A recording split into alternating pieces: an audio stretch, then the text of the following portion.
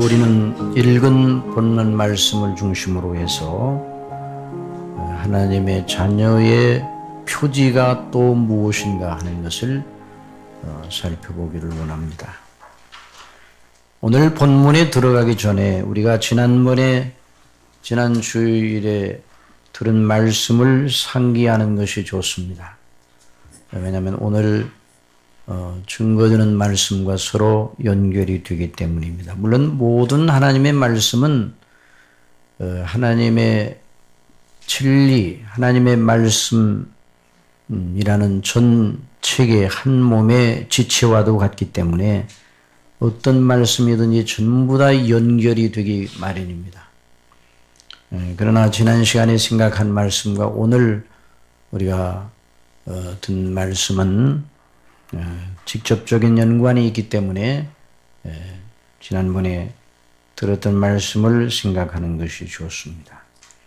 지난 시간에 우리는 다윗과 사울의 차이를 생각하면서 하나님의 자녀의 표지의 중요한 한 가지를 살펴보았습니다. 다윗과 사울의 차이, 그걸 통해서 하나님께서 모든 하나님의 자녀들이 견지해야 되는 특성이 무엇인가를 나타내 주셨습니다. 여러분, 다윗과 사울의 차이는 어디서 생긴 것입니까? 본래 그 두 사람이 가지고 있었던 종교성이나 도덕의식에서 나온 것인가? 그것을 개발하고 그것을 연마하여서 다윗은 그런 면에 성공을 하였고 사울은 그런 면에서 실패를 한 사람이기 때문에 그런 차이가 나타나는가? 여러분, 하나님께서 다윗을 향해서는 이 사람은 내 마음에 합한 사람이다, 그렇게 말씀을 하셨어요. 사울에 대하여는 내가 이 사람을 왕으로 세운 것을 후회하노라, 그렇게 말씀을 하셨어요. 이런 두 사람의 차이가 그들 자신 속에 있었던 어떤 것에서 연유되었는가, 그거에 대해서 우리가 지난 시간에 생각을 했었습니다. 우리가 지난 시간에 몇 번이고 강조하여 말씀드렸는데요. 이 다윗과 사울의 차이는 분량의 차이, 성숙과 미성숙의 차이가 아니라 본질의 차이라 말씀을 드렸어요. 다 같은 사과나무인데 한 나무는 아주 달고 모양도 좋고 큰 사과가 주렁주렁 열려 있습니다. 그러나 다른 한 사과나무는 열매 모양도 작고 또 맛도 시고 그래서 먹을 것이 없는 그런 사과, 그것이 상당히 많이 열려 있다. 그러나 이 두 차이는 작은 차이가 아닙니다. 성숙과 미성숙 또는 풍부함과 가난함의 차이가 아니라 본질 또는 종자의 차이인 것입니다. 종류가 다른 것이죠. 사울과 이 다윗의 본성 속에 차이가 전혀 없습니다. 사울과 다윗의 본래적인 본성 속에는 차이가 없다는 것을 그들의 행적을 자세히 관찰하게 되면 다윗도 여전히 사울이 가졌던 성향이 없는 것이 아니었습니다. 그런데 왜 다윗과 사울은 이런 본질적 차이를 가져왔는가? 무엇이 다윗으로 하여금 사울과 본질적으로 다른 것을 나타내는가? 그건 사울이 갖지 못했던 매우 중요한 것을 가지고 있었기 때문입니다. 이것이 바로 하나님의 자녀의 표지다. 그런 말씀을 드렸습니다. 그 표지는 구약 성경의 전 시대나 신약 성경 이후의 모든 세대, 아니 예수님께서 다시 오시기 이전에 어느 시대나 불문하고 모든 하나님의 자녀들이 가져야 하는 표지인 것입니다. 교회사의 모든 신실한 하나님의 자녀들에게서도 그 표지가 보였습니다. 저와 여러분들에게도 이 표지가 보여야 합니다. 이 표지가 없다면 저와 여러분이 하나님의 자녀라는 증거가 없습니다. 그 말은 하나님의 자녀라는 증거가 없다는 그 말은 아직도 구원받지 못한 상태에 있다는 말이 될 수 있습니다. 그런 상태로 이 세상에 살다가 죽으면 영원한 하나님의 형벌에 처할 수 있다는 말입니다. 그러니 이 문제는 보통 심각한 문제가 아닙니다. 그러면 다윗과 이 사울의 차이는 무엇인가? 이 두 사람의 결정적인 차이는 무엇인가? 하나님의 은혜에 있다. 이렇게 말하죠. 하나님의 은혜. 한번 따라합시다. 하나님의 은혜. 하나님의 은혜를 다윗은 받았고 사울은 하나님의 은혜, 다윗이 받았던 그 은혜를 받지 못했어요.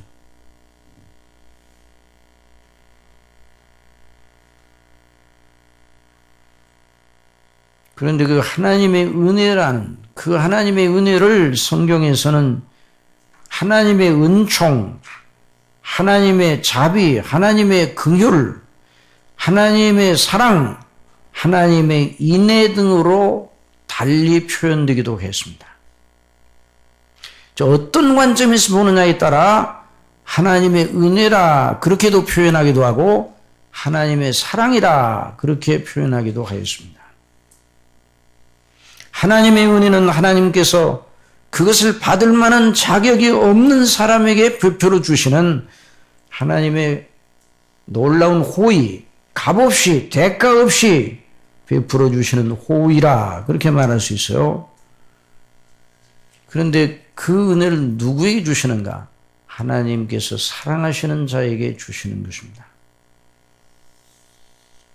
하나님의 사랑은 있는데 하나님의 은혜는 없다. 그런 말 있을 수 없어요. 하나님의 은혜는 받았는데 하나님께서 그를 사랑하시는 것은 아니다. 그런 말도 있을 수가 없습니다.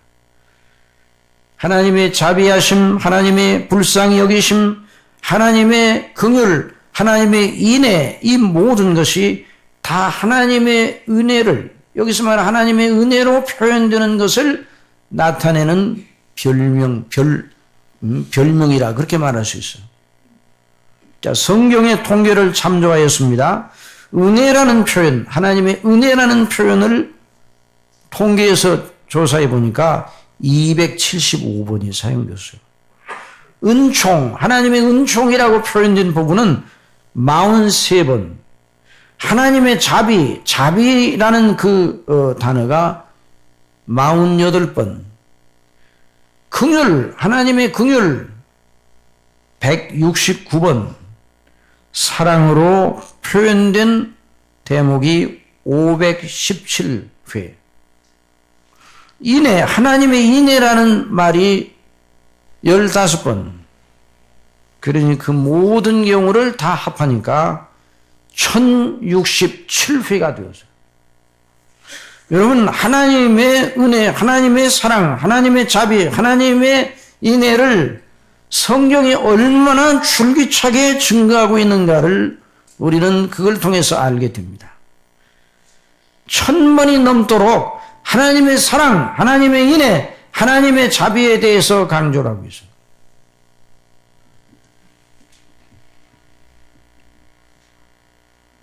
여러분 어느 책을 읽는데 어느 단어가 계속 많이 반복적으로 쓰여진다. 그러면 그게 그 책의 주제인 것입니다. 하나님의 은혜가, 하나님의 사랑이 성경의 주제입니다. 하나님께서 저와 여러분을 사랑하십니다. 왜 오늘은 이게 처음부터 입을 닫고 있어요? 이럴 때 아멘 아멘 해야 되는 거예요. 뭐 입으로만 한다고 해서 아멘은 아니지만은 전부 다 썩는 사람처럼 그렇게 그렇게 하고 있어요. 하나님의 은혜, 하나님의 사랑, 하나님이 저와 여러분을 사랑하십니다. 이건 놀라운 일이에요. 어떤 경우에도 하나님께서 나를 사랑하신다. 이 놀라운 말씀, 이 약속의 말씀, 이 언약의 말씀을 붙드시기 바랍니다. 우리가 지난번에 하나님의 언약에 대해서 배우는데 그 언약은 궁극적으로 하나님이 우리를 사랑하신 거 아니에요? 하나님께서 우리에게 은혜로 우리를 구원하시는 하나님의 놀라운 그 호의예요. 참 무엇으로 하나님의 은혜를 나타낼 수 있어요? 측량할 수 없는 은혜입니다.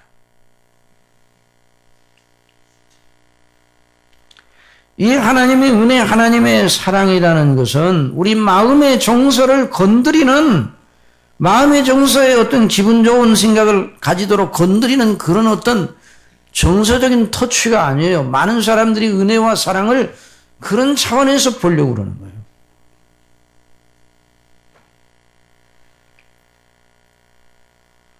요한복음 5장에 보면 베데스다란 못이 있습니다. 그 못 주위에 각색 병든 자들이 다 거기서 기다리고 있어요. 어떤 사람은 누워있고,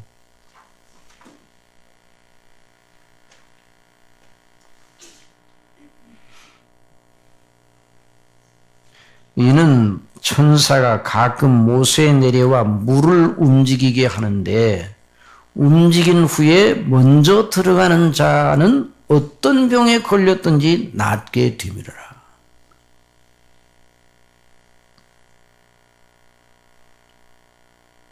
여러분, 하나님의 은혜가 바로 그와 같은 것입니다.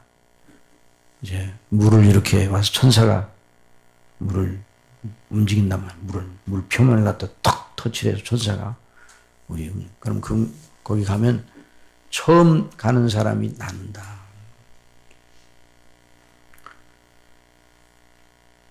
왜 그 요한복음이 거기에 있을까? 요한복음의 5장에 왜 그런 대목이 거기 있을까? 이건 그리스도를 통한 구원의 영광에 대한 것을 아주 부각시키는 거예요. 천사가 가끔 내려와서 우리 영혼을 건드려 우리 마음의 정서의 신비한 느낌이나 감정을 주고가는 것 정도가 하나님의 사랑이라면, 그러면 누가 구원을 받겠습니까?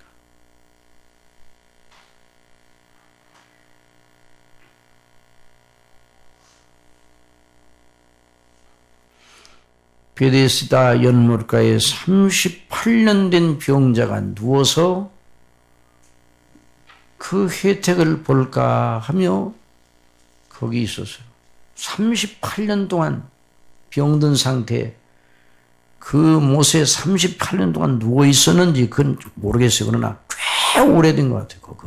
그 못 주위에서 그 사람을 예수님께서 찾아가셨어요.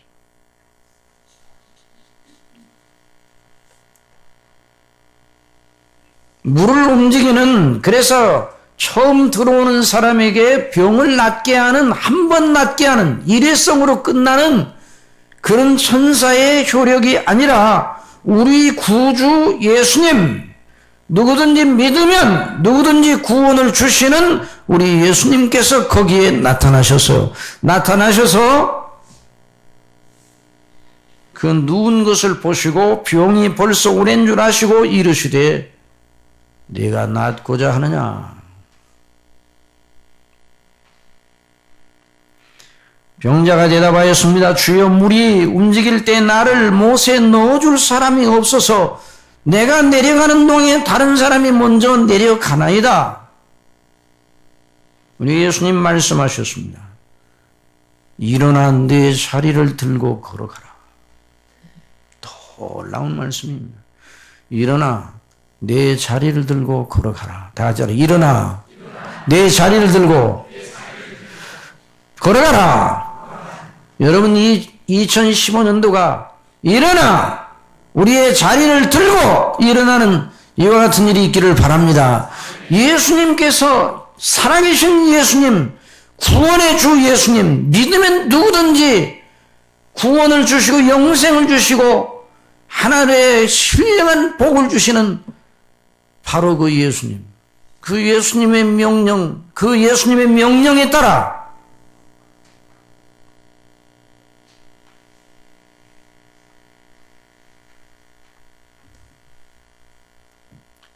여러분, 하나님의 은혜는 단순하게 한 점 은혜스러운 한 점 구름과 같은 걸 조금 찍어다 주는 게 아니에요.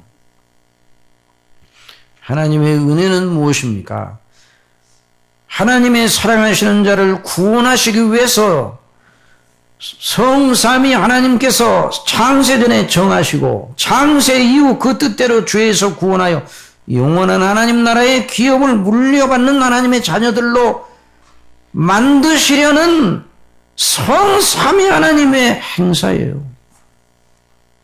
성부와 성자와 성령 하나님의 전폭적인 하나님의 행사, 그리고 그 효력, 그 은택에 하게 하시는 것, 그것이 바로 하나님의 은혜입니다. 그러니까 하나님의 은혜는 떠돌아다니는 구름과 같은 것이 아니에요. 스쳐 지나가는 산들바람 같은 게 아니에요. 하나님의 은혜는 하나님이십니다. 그리스도십니다. 성령님이십니다. 하나님의 은혜는 바로, 은혜의 실체는 바로 하나님께서 은혜를 베푸시는 하나님의 행사.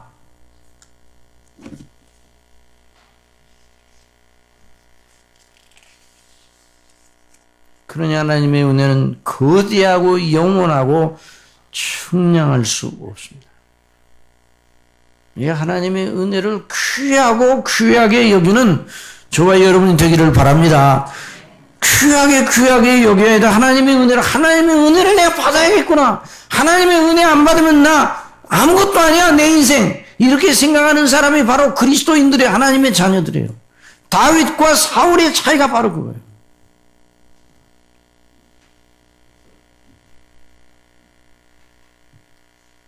성경은 바로 그 하나님의 은혜, 그리스도 예수님 안에서 구원을 주시는 하나님의 이 거룩한 행사, 그 은혜와 진리의 체계를 말하고 있습니다. 그래서 예수님께서 하늘로 오신 것은 그 하나님의 은혜와 진리의 체계를 실행하시기 위해서 오신 거죠. 그러니까 예수님이 누구신가, 예수님이 뭘 하셨는가, 예수님이 지금 뭘 하고 계신가를 늘 마음속에 생각하시기 바랍니다. 그게 은혜에 관한 비결이에요. 은혜의 줄기와 항상 연관되어 있어요. 연관되어 있어요.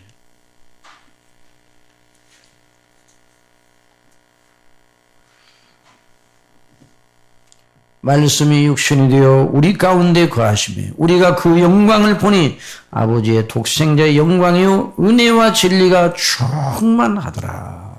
그래서 말씀이 육신이 되어 우리 가운데 거하시며 우리가 그 영광을 보니, 그 영광을 보시기 바랍니다. 그 영광을 주목하시기 바랍니다. 그분을 주목하세요. 그분의 행사를 주목하세요. 그분의 말씀과 행적을 주목하세요.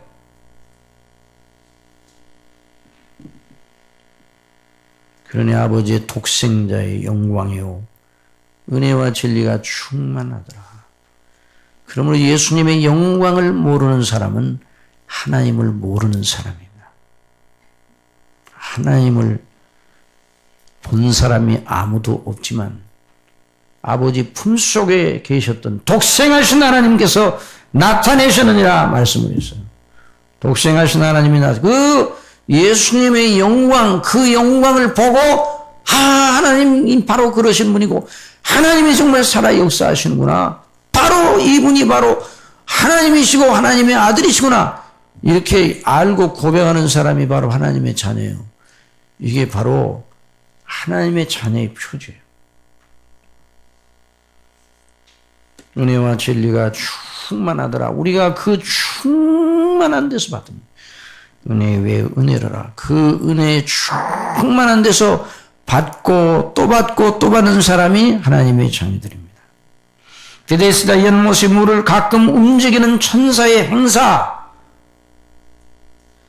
그것과 38년 된 병자를 찾아 그 질고에서 건지신 예수님의 일은 너무나 대조가 되잖아요. 예수님의 이 일이 믿는 사람들에게는 상시적인 일입니다. 가끔이에요, 가끔. 가끔이 아니라 따라서 상시적인 일이다. 항상, 언제나, 한번 따라해서 항상, 언제나, 늘, 매일같이 우리에게 주시는 은혜예요. 가끔 모세 와가지고 가끔 언제 올지 몰라 그냥 계속 물만 바라보고 있어. 아이고 그 대목을 읽으면 답답하게 견딜 수 없어. 38년 된 병자가 물만 이렇게 바라보고. 그럼 물이 동하면 좀 힘있는 사람이 뭐 뛰어나게 되라. 가서 낫게 된다. 그러면 끝. 일회성으로 끝. 오늘 시험 끝. 예를 들어서 우리 주일에 예배를 드리는데 만약 이와 같은 은혜만 주신다고 그러면 여기 모인 사람들에게 단 한 사람만 제일 열심이고 제일 빨리 교회에 오고 제일 사모하는 사람 그 한 사람만 딱 은혜 주고 그 다음에는 없어요. 줄 게 없어. 그러면 누가 은혜를 받겠어요? 그러나 우리가 그 충만한 데서 받으니 은혜 위에 은혜를 항상 받습니다. 그러니까 항상 받으니까 또 받으면 언젠가는 뭐 내가 원하는 대로 받으니까 그렇게 원하지 않아도 항상 예비되어 있으니까 그렇게 하라는 말이 아니에요. 그러니까 항상 베풀어 주시니 늘 은혜의 열심을 내야 되는 거예요. 다윗은 바로 그 은혜의 비밀에 참여하였고 그러나 전심으로 주의 은혜를 구하여 싸우니 그렇게 말해요. 전심으로 어떻게 해요? 전심으로 구해야 돼. 전심으로.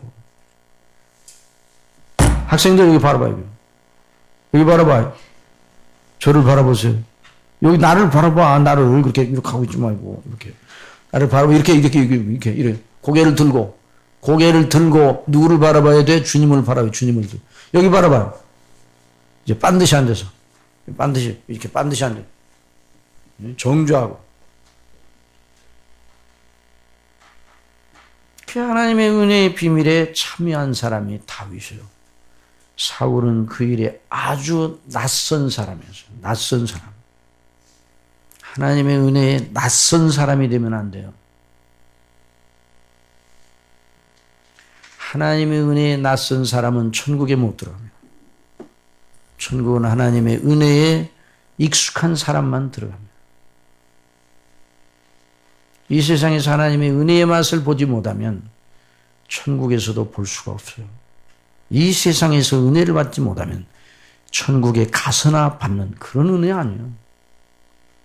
이 세상의 삶의 가치가 어디 있는가? 이 지상생애가 굉장히 가치가 있습니다. 어떤 의미에서 가치 있는가? 해 아래 수고하는 모든 게 다 헛되다고 그랬어요. 다 헛돼요.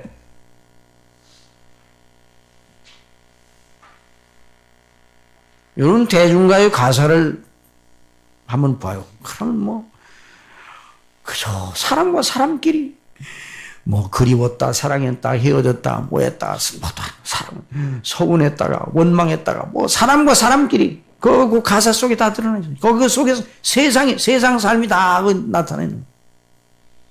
그러나 아무리 찾아봐도 하나님의 은혜는 없어요. 세상. 그러니까 이 세상을 사랑하면 하나님의 은혜에 낯선 사람이 되는 거예요. 그 사람은 하나님의 나라에 들어갈 수가 없어요.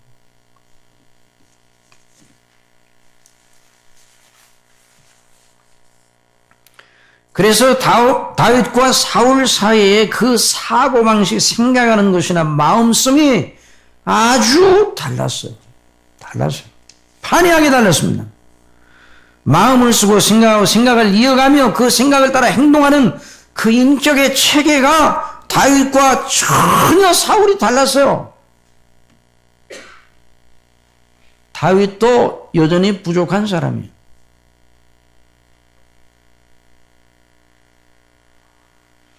그러나 그 심령 속에는 은혜의 원리를 따라 살았습니다.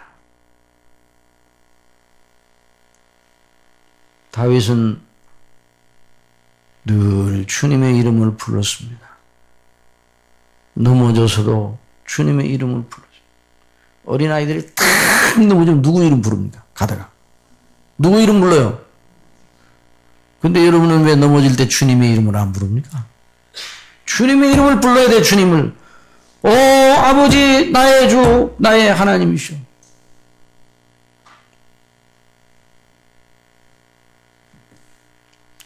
사울은 주님의 이름을 부르지 않았습니다. 편리할 때는 부르기도 하였습니다. 그러나 자기가 생각하기에 편리하다 생각할 때만 주님의 이름을 부르는 사람은 그거 안 되는 거예요. 그렇게 하면. 오늘 읽은 이 로마서의 본문에서 그 일을 구체적으로 밝히고 있습니다. 육신을 쫓는 자는 육신의 일을, 영을 쫓는 자는 영의 일을 생각하느니. 다 같이 읽어보세요. 8장 6절 시작. 육신의 생각은 사망이요 영의 생각은 생명과 평안이니라. 그랬어요. 육신의 생각은 뭐라고요? 사망. 또 영의 생각은 생명과 평안이니라. 그러니까 다윗은 육신을 쫓는 사람이 아니라 영을 쫓는 사람이에요. 사울은 육신을 쫓는 사람이었어요.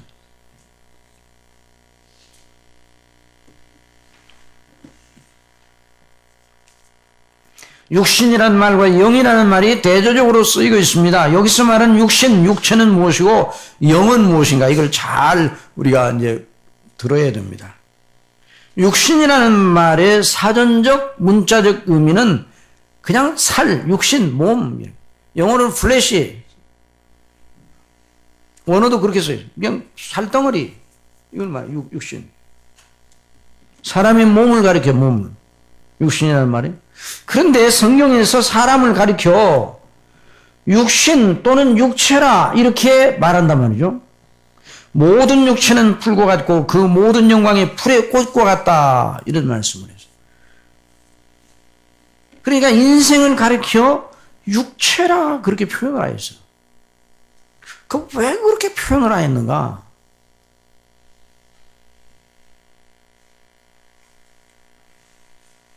이 세상 일반 문학에서는요, 사람을 육체라고 표현한 적이 없어요. 그러나 성경은 계속 사람을 육체, 육신 뭐 이렇게 표현한단 말이죠. 그 왜 그런가? 그 이치를 오늘 이 시간에 잘 배워야 돼요. 여러분, 이 논리를 잘 따라오셔야 됩니다. 아시겠습니까? 논리를 놓치면 안 돼요. 논리를 놓치면 여기 논리를 이 문장, 세 문장만 잃어버려도 연결이 안 돼요. 우리 교회에서 설교는 계속 그 논리를 따라 계속 가고 있으니까 그 논리를 잘 붙잡아야 돼요. 그 논리를 잘 붙잡으면 어린아이들도 2시간, 1시간 반, 2시간 한 그 강론 속에 요점을 딱 잡아내요. 어린아이들도, 초등학생들도. 그런데 그 논리를 모르면 2시간 내내 뭘 들었는가 몰라요. 그러니까 잘 들으셔야 돼요. 사람을 하나님께서 지으실 때 본래 어떻게 지으셨는가? 여호와 하나님이 흙으로 사람을 지으시고 생기를 그 코에 불어넣으시니 사람이 생명이 된지라 그랬습니다. 한번 따라해주세요. 생명이 된지라. 자, 사람을 흙으로 빚으셨어요. 다른 동물들도 흙으로 빚으셨어요. 그런데 하나님께서 그 사람의 코에 생기를 불어넣으시니 생명이 되었다. 산 영혼이 되었다. 이게 킹 제임스 버전 거기 보니까 금정역에 보니까 영어 금정에 보니까 living soul이라고 해요. 산영이 되었다 그래서 산영이 되었다. 살아있는 존재. NIV에는 living being이라고 해서 살아있는 존재가 되었다. 그러니까 살아있는 존재라고 그러면 그 번역보다는 킹 제임스 번역이 훨씬 더 좋아요. 살아있는 존재는 새도 살아있고 다른 짐승도 살아있는 존재 아니에요? 그러니까 산영, living soul이라고 번역하는 것이 옳단 말이에요. 살아있는 영혼이 되었어요. 사람의 존재 가치가 몸에 있지 아니하고 영혼에 있다는 것을 거기서 말하고 있는 산 영혼이 되었어요. 산 영혼, 살아있는 영혼. 그래서 산 영혼이 죽으면 그 사람이 죽어 있는 사람이에요. 몸은 살았지만 산 영혼이 죽으면, 영혼이 죽으면 죽어 있는 거예요. 그래서 죄와 허물로 죽었던 우리를 그리는, 몸은 살아있어요. 그러나 그 영혼이 죽어있다. 그 죽어있다는 표현이 무엇인가? 영혼이 정지되었다. 그건 아니에요. 그 영혼이 살아계신 하나님과 교통을 하지 못하여 죽어있는 죽은, 그러니까 그 영혼은 죽은 행실을 내는 거예요. 본래 하나님께서 사람을 만드실 때에 살아있는 영혼, 하나님과 교제할 수 있는 이런 영혼으로 만드셨어요. 그렇다고 해서 영혼 중심이라고 해서 우리 몸은 아무렇지도 않게, 이게 몸은 아무렇지도 않은 것이냐? 이건 아니에요. 옛날 저 영지주의 가운데, 몸은 육신이 물질적인 것이고, 영은, 선한 것이니까, 그 영은 선하고 물질적인 악하다 그래서 이원론적으로 봤어요. 그래서 몸을 어떻게 쓰느냐? 그것과 큰 문제가 아니다. 그래서 그 영지주의 가운데 방종주의자들이 나타났어. 중요한 건 영이다. 그래가지고, 몸으로 행한 건 그 뭐 큰 문제가 아니다. 이런 식으로까지 이제 발전이 됐어. 어떤 데는 이제 금욕을 하라기도 하고, 어떤 데는 방종으로 나가기도 하고, 이게 잘못된 이 교훈은 이렇게 되는 것이죠. 그러니까, 몸이, 영혼 중심이라고 그래서 몸은 아무렇게나 써도 되느냐? 아니에요. 영혼의 도구가 몸이기 때문에 그 몸이 어떻게 하느냐에 따라서 영혼에도 또 영향을 미치게 되어 있어요. 이렇게 되어 있어요. 그래서 천사들과 사람의 차이는 바로 여기 있는 겁니다. 천사들은 영만 있습니다. 영만. 영적인 존재들이. 그러나 사람은 영적인 존재이면서 몸을 가지고 있습니다. 몸이 창조되었어요. 그래서 우리를 구원하시는 하나님의 행사 속에 우리 몸의 구속이 있어요. 몸도 구원하시는 거예요. 하나님이 우리에게 몸을 주신 하나님께서 죄로 말미암아 몸이 다 영혼이 죽으니까 몸도 죽은 거 아니에요? 그러니까 영혼이 다시 살아나니까 그 영혼이 영원토록 소멸하지 않고 가니까 그 소멸하는 영혼이 쓰는 도구인 몸을 하나님께서 새롭게 주셨단 말이에요. 그래서 빌립보서 3장 20절에 오직 우리의 시민권은 하늘에 있는지라 거기로서 구원하는 자 곧 예수 그리스도를 기다리느니 그가 만물을 자기에게 복종하실 수 있는 자의 역사로 우리의 낮은 몸을 자기 영광의 몸의 형체와 같이 변케 하시리라. 그럼에도 불구하고 여러분 가치의 우선성이 있어서 영혼이 먼저입니다. 몸은 영혼의 집입니다. 그러니 처음에 사람을 생명으로 묘사한 것입니다. 그러나 사람이 범죄하고 타락하였습니다. 죄가 왕노릇하게 되었습니다. 그리고 그 죄의 세력이 사람을 얼마나 못쓰게 만들었는지 창세기 6장에 보면 이런 말씀이 있습니다. 사람이 땅 위에 번성하기 시작할 때에 그들의 딸들이 나니 하나님의 아들들이 사람의 딸들의 아름다움을 보고 자기들의 좋아하는 모든 자로 아내를 삼은지라. 이건 하나님의 아들들은 하나님을 믿는다는 사람들이에요. 사람의 딸들은 하나님 없는 불신자들을 말합니다. 사람의 딸들과 하나님의 아들들과 사람의 딸들이 아무 상관도 없이, 그러니까 하나님을 믿는다는 사람들이 외모적 아름다움을 보고 거기에 혹해서 자기의 모든 의사결정을 하는, 결국 뭐예요? 그 영성이 떨어진 것을 말하는 거죠. 그래서 타락했죠. 우리가 지난번에 노아 언약을 배울 때 여러분들 배웠죠. 그 정도로 아주 타락하고 아주 부패상이 이루 말할 수 없었어. 여호와께서 가라사 나의 신의 영혼이 사람과 함께하지 아니하리니 이는 그들이 육체가 됨이라. 이런 말이 있어요. 자, 창세기 2장에는 생명이 된지라 그렇게 말했는데 여기 창세기 6장에 타락하여 범죄하고 난 후에 사람들이 부패하게 된 그 모습을 하나님이 보시고 그들이 육체가 됨이라 그랬어요. 육체가. 그들이 몸이 됨이라. 그러니까 영혼이 있기는 있는데 영혼이 재구시를 못하는 몸만이 있어 존재하는 그런 존재가 되었단 말이죠. 노아 시대의 부패상을 보고 우리 하나님께서 그렇게 말씀을 하셨어요. 사람의 죄악이 세상에 관영함을 하나님이 보셨습니다. 그 마음과 생각의 모든 계획이 악함을 보셨어요. 그리고 사람 지으셨음을 한탄하시고 마음에 근심하시고 그 나의 창조한 사람을 내가 지면에서 쓸어버리되 사람으로부터 육축과 기능국과 공중의 새까지 그리하리니. 자, 이 대목이 중요한 거예요. 공중의 새, 육축, 몸을 가졌대, 몸을. 그런데 공중의 새나 사람이나 가치가 동등합니까? 다릅니까? 판이하게 다르죠. 하나님이 그렇게 만들어 놓으셨어요.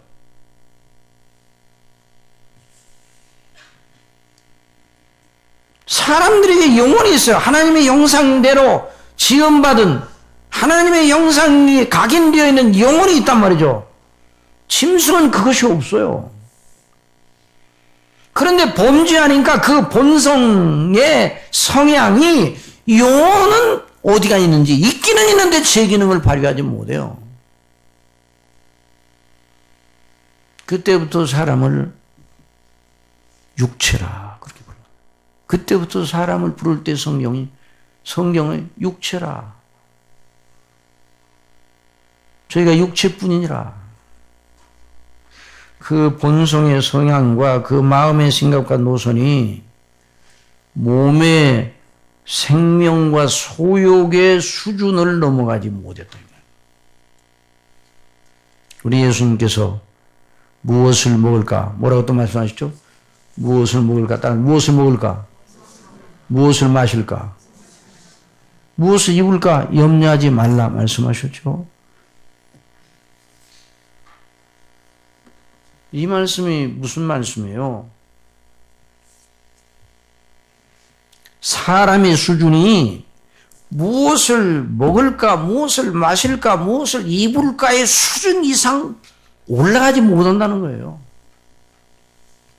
다 이방인들이 구하는 것이라. 하나님 없는 인생들의 아무리 고상한 생각을 하고 공부를 많이 하고 대단한 뭐를 이룩하고 해도 먹고 입고 마시는 그 차원 이상을 넘어가지 마. 그게 육체 안에 육체의 영역, 육체의 영역.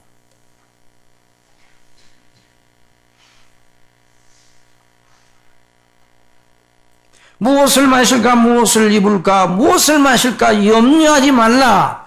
그 말씀이 일하지 않아도 먹여 살려줄 테니까 걱정하지 말라. 그런 말씀을 안 해요. 그렇게 이해를 하고 내일부터 일 안 하면 여러분의 집에 빈궁이 도적같이 강도같이 쳐들어올 것입니다. 좀 더 자자, 좀 더 졸자, 손을 모으고 좀 더 눕자 하면 내 빈궁이 뭐처럼 찾아와요? 강도같이 오며 내 곤핍이 군사같이 이르리라. 너 잠자기를 좋아하지 말라. 내가 빈궁하게 될까 두려움이라. 내 눈을 뜨라. 그리하면 양식에 족하리라. 아이고, 무엇을 먹을까? 무엇을 마실까? 무엇을 입을까? 염려하지 말라. 내가 너희에게 그 모든 게 있어야 될 줄 아시느냐? 너희 천부께서 아시느냐? 이런 말씀 하셔놓고, 아이고, 또 열심히 일하라네? 이게 이해를 잘못하면 그렇게 되는데 그 말이 아니라 예수님이 무엇을 마실까? 무엇을 먹을까? 무엇을 입을까? 염려하지 말라는 건 살아가는 목적, 가치를 무엇을 먹을까? 무엇을 마실까? 거기다 두지 말고 너희의 삶의 목적과 가치를 더 높은 데로 두라. 더 높은 데 하나님과의 관계 속에 두라 이 말이죠. 그 나라와 그 의를 구하라 이 말이죠.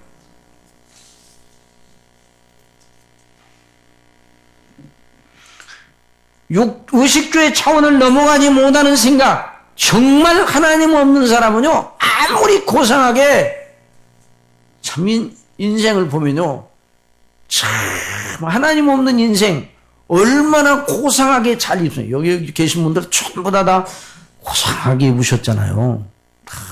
그리고 밥도 고상하게 먹잖아요. 집도 고상한 집에서 살잖아요. 아무리 새가 집을 멋있게 줘도 그렇고 그렇잖아요. 아무리 뭐가 아름다워도 사람이 입은 옷이 사람 스스로는 아름다고 그러지만 하나님께서 보실 때는 아니에요. 그렇긴 하지만 얼마나 고상해요?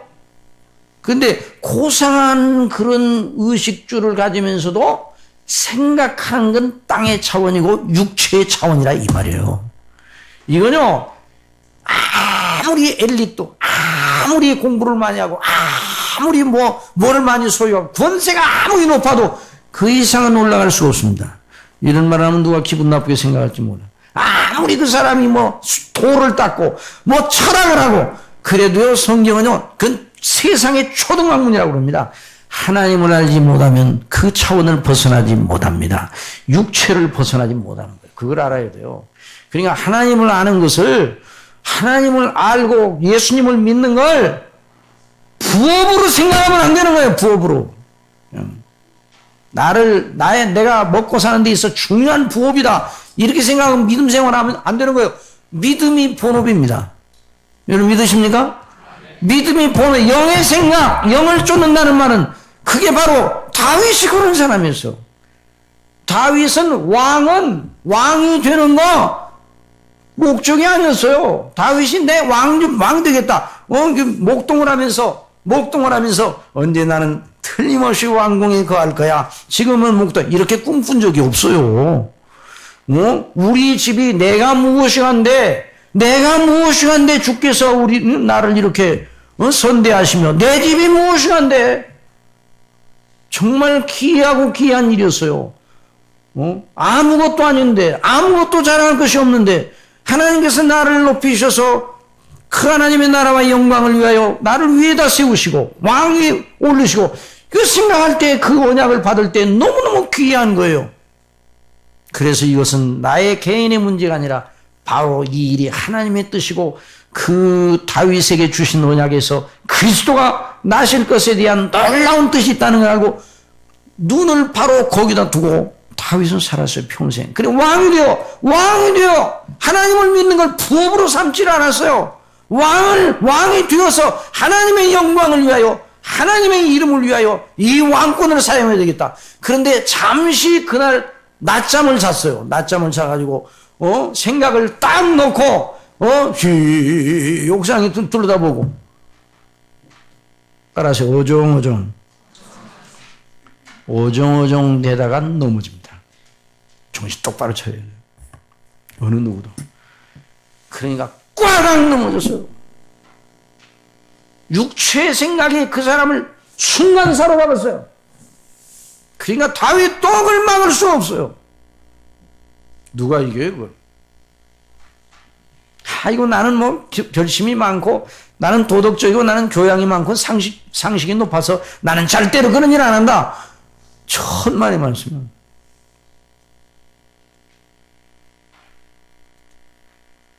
육체를 위하여 심는 자는 육체로부터 썩어진 것을 구하고 성령을 위하여 심는 자는 성령으로부터 영생을 거두리라 말씀하셨어요.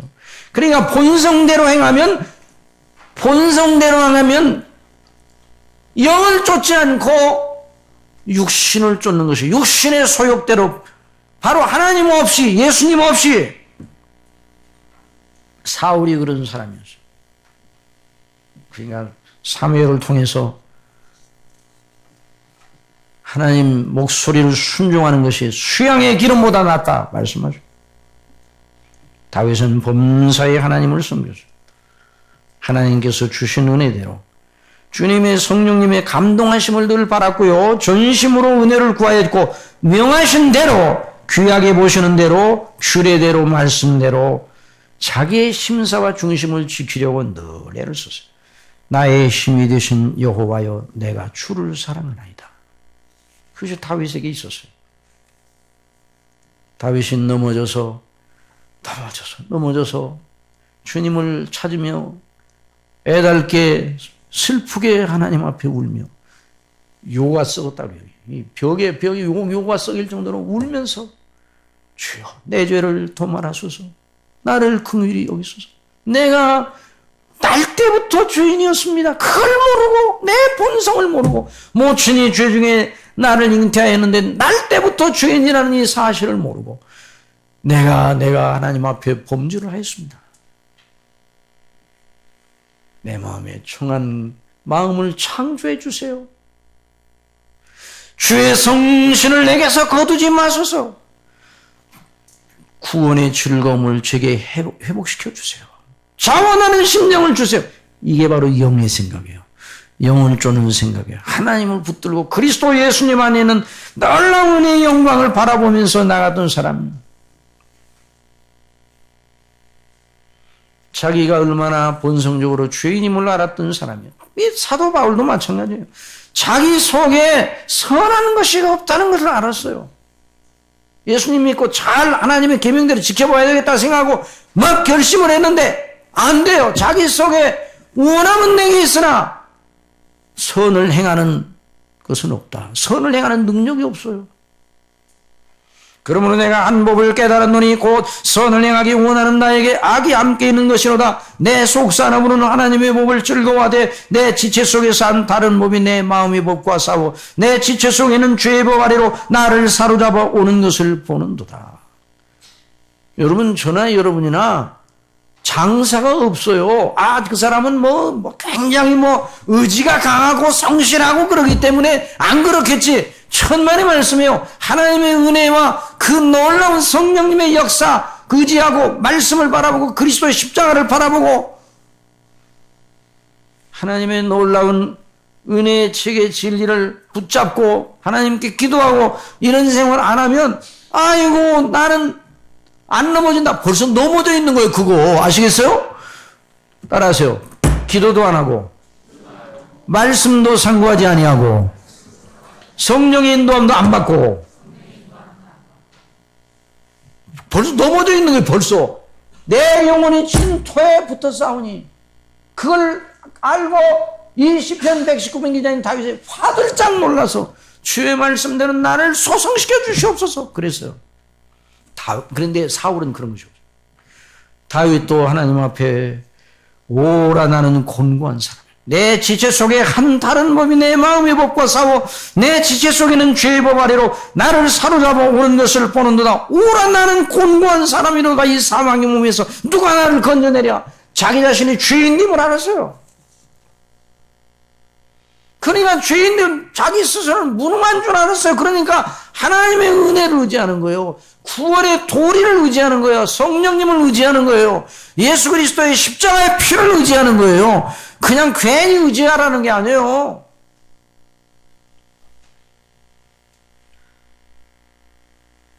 어떤 사람이 자기 나름으로 보기에 합당하지 못한 여러 사회의 양태나 여러 것들에 대해서 의문의 차이 있어요.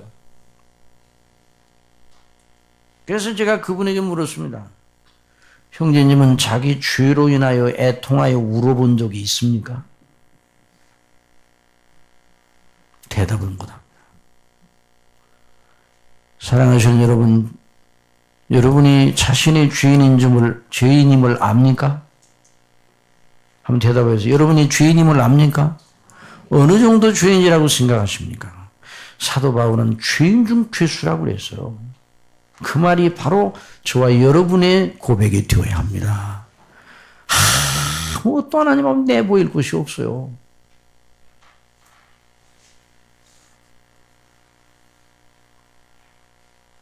자기 눈에 들보는 원래 거듭나지 못하면 자기 눈에 들보는 모르고 남의 눈에 티는 발견하려고 애를 쓰는 거예요. 자기가 죄인인 줄 모르니까. 그래서 우리 예수님께서 자기의 영적인 가난함, 자기의 죄됨을 알고 애통하고 그래서 온유하고 하나님 앞에 자기 자신이 아무것도 아니라는 걸 알고 그래서 예수님밖에는 구원할 길이 없구나는 걸 알고 복된 사람 그 사람을 마태복음 5장에서 말씀하고 계십니다. 심령이 가난한 자는 복이 있나니 천국이 저희 것입니다. 천국이 저희 것이면 누구 것이에요? 예수님 믿는 사람이에요. 예수님 믿는 사람은 자기 자신이 하나도 없다는 걸 알아요. 자기 점수가 0점이라는 걸 알고 있어요. 물론 예수님이 100점이죠. 애통하는 자는 복이 있나니 자기가 죽은 것을 알고 애통하는 거예요. 저희가 위로를 받습니다. 예수님 안에 위로가 있습니다. 온유한 자는 복이 있어요. 자기가 주장할 아무것도 없어요. 하나님 내 의가 이만하니까 내게 복을 주셔야 되지 않습니까? 이렇게 내세울 만한 것이 하나도 없어요.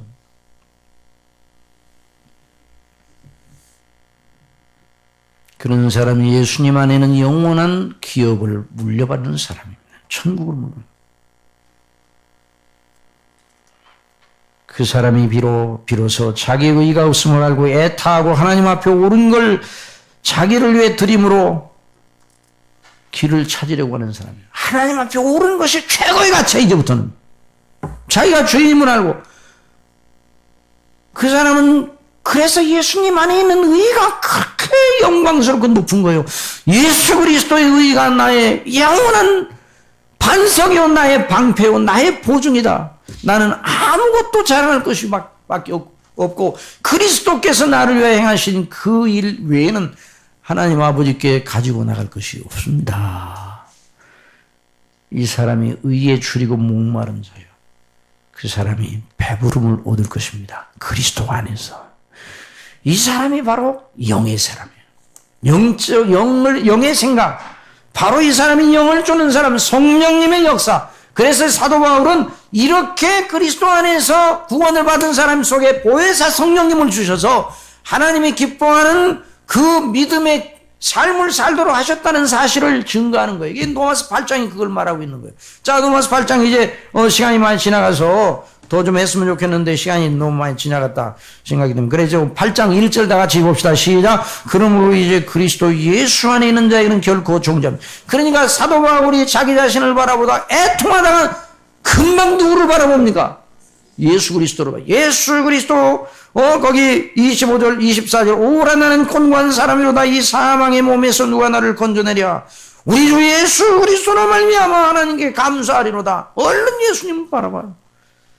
그런 내 자신이 마음으로는 하나님의 법을, 육신으로는 죄의 법을 섬기노라. 그러므로 본성으로 따라서 하면 나는 절대로 믿음 생활 제대로 할 수 없다는 걸 알고 8장에서 성령의 인도하심을 따라서 사는 법을 말하고 있는 겁니다. 다시 한번 읽어보세요. 시작. 그러므로 이제 그리스도 예수 안에 있는 자에게는 결코 정죄하면 이는 그리스도 예수 안에 있는 생명의 성령의 법이 죄와 사망의 법에서 너를 해방했습니다. 율법이 육신으로 말미암아 연약하여 할 수 없는 것을 하나님은 하시나니 곧 죄를 인하여 자기 아들을 죄 있는 육신의 모양으로 보내어 육신의 죄를 정하사 육신을 쫓지 않고 그 영을 쫓아 행하는 우리에게 율법의 요구를 이루어지게 하려 하심이라. 육신을 쫓는 자는 육신의 일을, 영을 쫓는 자는 영의 일을 생각하나니 육신의 생각은 사망이요 영의 생각은 생명과 평안이니라. 말씀이죠. 성령의 인도하심을 따라 늘 그리스도를 믿는 믿음으로, 하나님께 순종하는 믿음으로 성령의 주시는, 그게 바로 하나님의 은혜예요. 이 사람이 바로 이걸 다 추구하는 사람. 내 마음의 묵상과 내 입의 말이 아버지께 상달되기를 원하나이다. 이 시편 19편 기자인 다윗이 바로 그걸 말하고 있는 거예요. 저와 여러분의 생각과 마음 속에 그리스도의 대속의 은혜의 비밀이 충만하고 넘쳐나기를 바랍니다.